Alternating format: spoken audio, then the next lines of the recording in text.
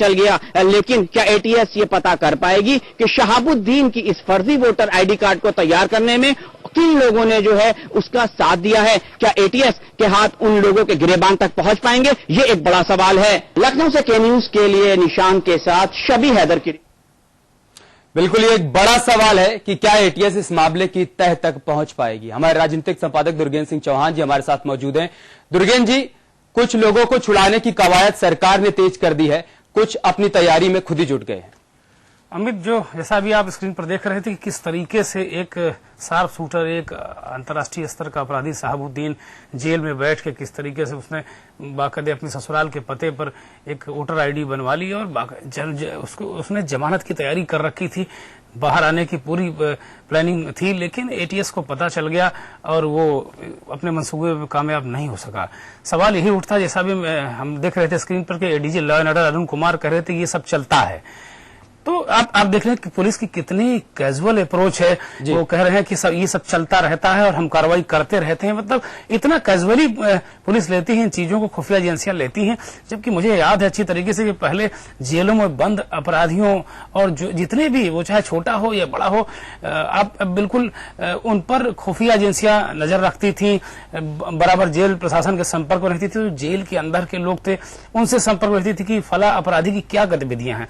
और मुझे ध्यान पड़ता है कि जो पुलिस का जो मैनुअल सिस्टम था पहले, कि अगर कोई वारदात हुई तो सबसे पहले पुलिस जेल जाती थी, वहां बंद अपराधियों की टो लेती थी कि कब कब किससे कौन मिला और क्या गतिविधियां हुई। बड़ी बड़ी वारदातें, बड़े बड़े षड्यंत्र वहीं से खुल जाते थे। अब ये प्रैक्टिस पुलिस ने छोड़ दी है। अब जब से सर्विलांस आ गया है तो वो इतना हाईटेक हो गई है कि सिर्फ और सिर्फ सर्विलांस पर डिपेंड कर गई है।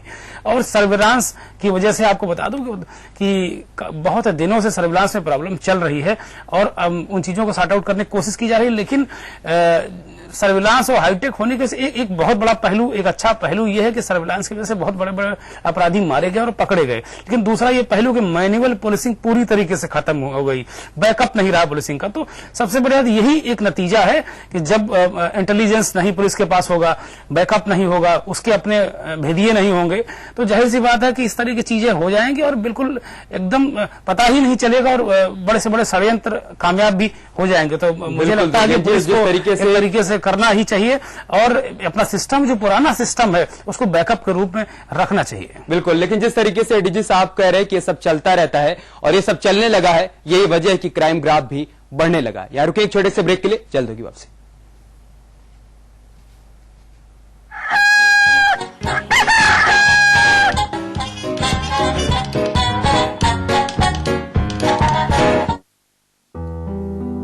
Knowledge is what we gain. Discipline is what we follow. Motivation is what we get.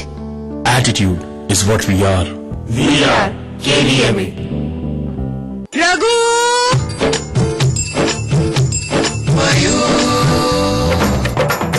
ये कैसे चमत्कार? मयूर से प्रसाद बना गया। मयूर एक्टिव से जो चाहे बनाओ, हेल्थ और स्वाद की गारंटी पाओ। 3 रुपए की चाय, 4 रुपए का समोसा और 1 रुपए का अजी 1 रुपए का लाजवाब जी हुजूर पान मसाला। लाजवाब खुशबू, लाजवाब स्वाद, खाइए जरूर लाजवाब जी हुजूर पान मसाला। खाइए लाजवाब जी हुजूर सिर्फ 1 रुपए में और मुस्कुराइए हुजूर। पान मसाला खाना हानिकारक है। करोड़ों परिवारों ने इस्तेमाल किया और विश्वास भी, पर हमारा संकल्प हमें औरों से ही नहीं, खुद से भी रहना है आगे।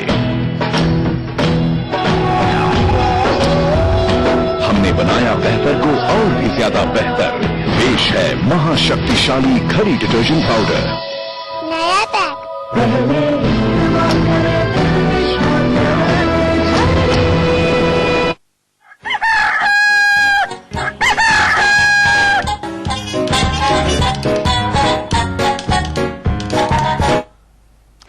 बरेली के सिटी रेलवे स्टेशन पर लाल कुआं पैसेंजर ट्रेन में एक मासूम बच्चे के मिलने से सनसनी फैल गई। जीआरपी ने बच्चे को अपनी कस्टडी में लेकर मासूम के मां बाप की तलाश की, लेकिन अभी तक इस बच्चे के मां बाप का कोई पता नहीं चल पाया, जिसके बाद जीआरपी ने इस बच्चे को बाल कल्याण समिति को सौंप दिया। इस बच्चे की उम्र महज 5 साल बताई जा रही है। ट्रेन जो आती लाल कुआं से कल आई थी, जब तो उसी ट्रेन से जब यात्री उतरे तो प्लेटफॉर्म पे जो है ये जो ट्रेन खड़ी हुई प्लेटफॉर्म पर रो रहा था बच्चा, तो उसको लेके कुछ यात्री आए, बताया इसी ट्रेन में आया। इससे जानकारी की गई, पूछताछ की तो ये नाम स्पष्ट नहीं बता पा रहा। रायबरेली के पुलिस अधीक्षक राजेश पांडे ने आम जनता और खासकर युवाओं से जुड़ने के लिए एक सराहनीय पहल की है। क्या है उनकी ये पहल, आइए देखते हैं। कंप्यूटर पर काम करते हुए जिसे आप देख रहे हैं वो कोई और नहीं रायबरेली के एसपी राजेश पांडे हैं, जिन्होंने फेसबुक पर लोगों से सीधे रूबरू होने की पहल की है। उनका मानना है कि आज के युवा ज्यादातर फेसबुक और अन्य वेबसाइटों का इस्तेमाल करते हैं। पुलिस के पास जाने से कतराने वाले लोग फेसबुक के जरिए बेझिझक होकर उनसे अपनी समस्याओं को साझा कर सकते हैं। उनका कहना है कि कुछ समय पहले अज्ञात युवती के शव की शिनाख्त न हो पाने पर उन्होंने फेसबुक पर उसकी तस्वीर डाली और कुछ ही दिनों में युवती की शिनाख्त हो गई। ऐसे में कई मामलों में पुलिस को फेसबुक के जरिए काफी मदद मिल चुकी है। आपने देखा होगा कि ऑलमोस्ट 17-18 साल से 22-25 साल के हर नौजवान लड़का या लड़की के पास अपना एंड्रॉयड फोन है और वो फेसबुक अकाउंट बनाते हैं। फेसबुक में उनकी एक्टिविटी 24 घंटे में 4 घंटे 5 घंटे एवरेज सबकी हो रही है।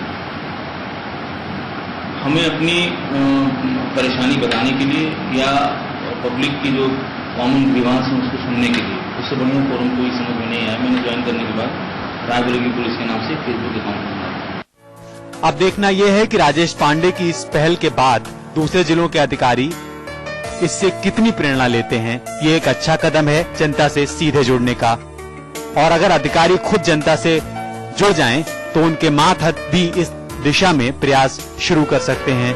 आखिर नए दौर में पुलिस को भी हाईटेक होना जरूरी है। रोहित मिश्र, के न्यूज, रायबरेली। उत्तराखंड को वैसे तो एजुकेशन हब के रूप में जाना जाता है, लेकिन यहां शिक्षा के ही नाम पर खुलेआम फर्जीवाड़ा किया जा रहा है। लगभग 50% कॉलेज बिना मान्यता के चल रहे हैं। ऐसा एक मामला सामने आया है देहरादून के ब्लू माउंटेन बीएड कॉलेज से जुड़ा हुआ।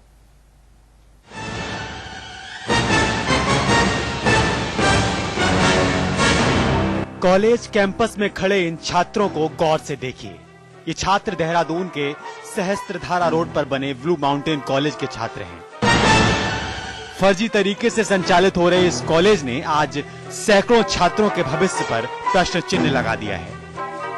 यहाँ के छात्र आज खुद को ठगा सा महसूस कर रहे हैं।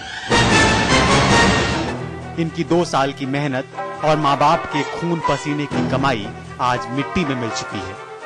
जिस कॉलेज में इन्होंने कई सपने देखे थे वो कॉलेज फर्जी निकला। पढ़ाई खत्म होने के बाद जब डिग्री लेने का समय आया तो इन्हें पता चला कि इस कॉलेज की मान्यता ही नहीं है। मामला यह है कि सर बीएड करा था हमने 2009-10 के सेशन में। एकेडमिक सेशन 2009-10 था और 10-11 में करवाया था हमें। ये ब्लू माउंटेन कॉलेज है, प्राइवेट कॉलेज है, आपका सहस्त्रधारा रोड पे। बिल्कुल ही भविष्य अंधकार में लग रहा है। अब सीटीईटी के पेपर भी क्वालिफाई करने के बाद लग नहीं रहा कि सरकारी जॉब लगेगी कभी। सबसे पहले तो उत्तराखंड टेक्निकल यूनिवर्सिटी जिम्मेवार है और उसके बाद जो ब्लू माउंटेन कॉलेज है वो है। अब हम ये करेंगे कि हमको न्याय चाहिए, हमको डिग्री वैलिड चाहिए अपनी। छात्रों को जब असलियत का पता चला तो उनके पैरों तले जमीन खिसक गई। ऐसे में ठगी के शिकार ये छात्र एसएसपी से मिले और ठगी करने वाले कॉलेज प्रबंधक को गिरफ्तार करने की मांग की। छात्रों की इस मांग पर एसएसपी ने संबंधित थाने को कॉलेज के खिलाफ धोखाधड़ी का मुकदमा दर्ज करने के आदेश दिए हैं। ये राजपुर थाना क्षेत्र के अंतर्गत एक इंस्टीट्यूट है। वहाँ पे कई छात्र छात्राओं ने अपने आप को एनरोल किया बीएड के कोर्स के लिए, बाकी कोर्सेज के लिए। और उसके बाद इन छात्रों का कहना है कि जो कोर्स उनको करवाया गया उसकी मान्यता उस इंस्टीट्यूट को नहीं है और उनका पैसा भी खराब हुआ है, कैरियर भी खराब हुआ है। इस संबंध में संबंधित थाना इंचार्ज को मुकदमा दर्ज करके आवश्यक कार्रवाई के लिए कह दिया गया। देहरादून में चल रहे फर्जी कॉलेजों का ये कोई पहला मामला नहीं है। बिना मान्यता के कई कॉलेज यहाँ धड़ल्ले से चल रहे हैं और लगातार छात्रों के भविष्य से खिलवाड़ कर मोटी रकम वसूल रहे हैं।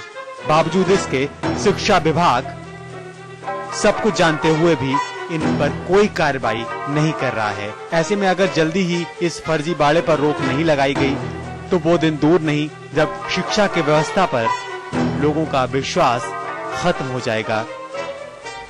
अवनीश पाल, के न्यूज, देहरादून। आपने शादियां तो बहुत सी देखी होंगी और बहुत से दूल्हा दुल्हन भी देखे होंगे, लेकिन आज हम आपको एक ऐसी शादी दिखाएंगे और ऐसे दूल्हे से मिलवाएंगे जिसे देखकर आप मुस्कुराए बिना नहीं रह पाएंगे। 90 का दूल्हा और 70 की दुल्हन सुनकर थोड़ा अटपटा जरूर लग रहा होगा, लेकिन ये सच है। सिर पर शहरा सजाए ये रामलाल हैं। ये फतेहपुर के महकमपुर में रहते हैं। 90 साल के रामलाल ने 4 शादियां की, लेकिन कोई औलाद नहीं हुई। औलाद की आस और दिल में रह रहकर हिलोरे लेती मोहब्बत के चक्कर में ये पड़ोस में रहने वाली फूलकली से इश्क कर बैठे। कहते हैं ना, प्यार उम्र नहीं देखता, तो इन्होंने भी अपनी उम्र की परवाह किए बगैर शादी का फैसला कर लिया। जब इनकी शादी की गांव में चर्चा हो गई, तो गांव वालों ने भी इनकी शादी कराने का फैसला कर लिया। तो क्या है पूरा मामला? ये रामलाल पासवान है। इनके 4-5 शादी हुई है, इनके बच्चे नहीं हो रहे थे। अच्छा। कुछ औरतें इनकी भग गईं। तो गांव में ही फुलकलिया नाम की बिरादरी है, उसी से इसका प्यार हो गया। तो लड़के की चाहत में इसने शादी किया।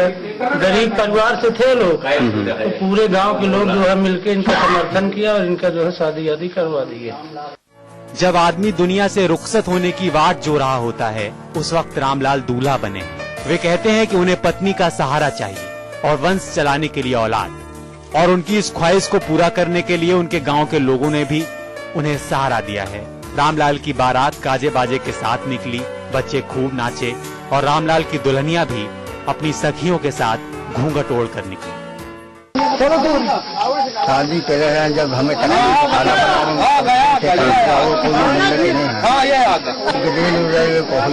हो जाए। मतलब लड़का एक हो जाए, वंश चले तुम्हारा, इसलिए शादी कर रहे हो। चलिए हम इस उम्र में आपके इस जज्बे को सलाम करते हैं और दुआ करते हैं कि आपकी औलाद की ख्वाहिश पूरी हो। और हाँ, इस उम्र में शादी तो कर रहे हैं, लेकिन जरा कदम संभाल के रखिएगा। विवेक श्रीवास्तव, फतेहपुर, के न्यूज। के मॉर्निंग में आ रुके एक छोटे से ब्रेक के लिए, और ब्रेक के बाद रुक करेंगे अखबारी नजरिए का।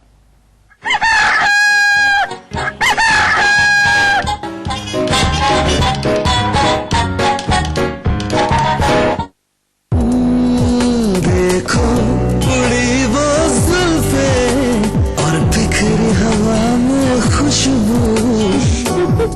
मेरे घने लंबे मुलायम बालों का राज अंतर मना का लाइफ है। जेट बनियान सर आइडिया, सिर्फ जेट, ये त्वचा की सुरक्षा का मामला है। मैं पहनता हूँ जेट, अब बेचूंगा भी ओनली जेट। हाँ, बनियान बोले तो jet. Sukhmani announces flat 50% discount on gents, ladies and kids wear.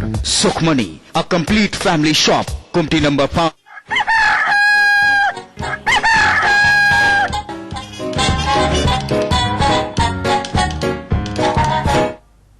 Break के बाद स्वागत है आपका के मॉर्निंग में। अब चलेंगे अपने राजनीतिक संपादक दुर्गेन चौहान जी के पास और जानेंगे किन किन खबरों को अखबारों ने सुर्खियां बनाई है।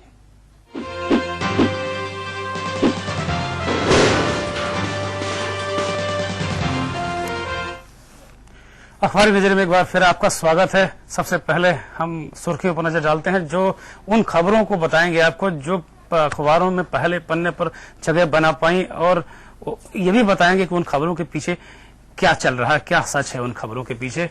नजर डालते हैं दैनिक जागरण पर, तो सियासी दल आरटीआई के दायरे में, इस खबर को दैनिक जागरण ने लीड बनाया है और लगभग शायद ही कोई ऐसा अखबार हो जिसने इस खबर को पहले पन्ने पर लीड न रखा हो। एक बहुत अहम फैसला है। 6 प्रमुख राजनीतिक पार्टियों को ये कहा है सुप्रीम कोर्ट ने। एक आरटीआई पर, एक उत्तराखंड के 2 लोगों ने आरटीआई दाखिल की थी, उनकी आरटीआई पर सुप्रीम कोर्ट ने निर्देश दिया है कि ये राजनीतिक पार्टियां भी आरटीआई के दायरे में होंगी, और इन पार्टियों को भी कहा कि वो अपना सूचना अधिकारी नियुक्त करें, ताकि कोई भी 10 रुपए जमा करके, चाहे पोस्टल ऑर्डर चाहे नगद 10 रुपए जमा करके, उनसे उनकी पार्टी के बारे में, उसके आय व्यय के बारे में, गतिविधियों के बारे में जानकारी मांग सके। दूसरी बड़ी खबर एक दैनिक जागरण ने और ली है, अब डालमिया करेंगे क्रिकेट की सफाई। आपको पता ही है कि डालमिया पहले भी काफी सफाई कर चुके हैं, सबको मालूम है किस तरह की वो सफाई करेंगे। तो इस खबर को भी अहमियत दी है दैनिक जागरण ने। खाद्य सुरक्षा बिल की बात हो रही है, मुझे लगता है कल तक ये बिल पेश होगा। अखबार भी यही कह रहा है कि बिल जल्द से जल्द पेश करने की बेताबी है केंद्र सरकार में, क्योंकि चुनाव नजदीक है, और इस बिल के जरिए एक बड़े वोट बैंक पर निशाना भी कांग्रेस का है। लेकिन सबसे